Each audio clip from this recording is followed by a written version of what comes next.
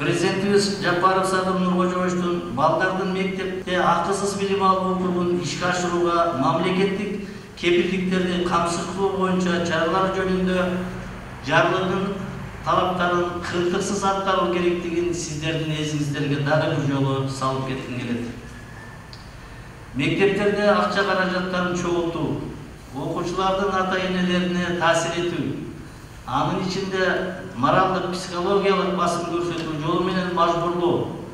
мугалимдер, ата-энелер комитеттери, фонддор, камкорчулук кеңештери жана мектептердин алдындагы башка коммерциялык эмес уюмдар аркылуу мектептин муктаждыктарына деген мажбурланган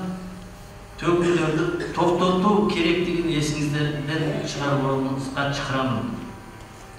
Мындан тышкары президентибиздин мамлекеттик жалпы билим берүү уюмдарына оңдоп түзүүгө, зарыл болгон тиричилик предметтерин сатып алууга акча каражаттарды милдеттүү түрдө Кыргыз Республикасынын мамлекеттик бюджетинен бөлүнөт деп белгиленген жарлыгына ылайык Бишкек мэриясы тараптан бир катар маанилүү жумуштар аткарылып жатат.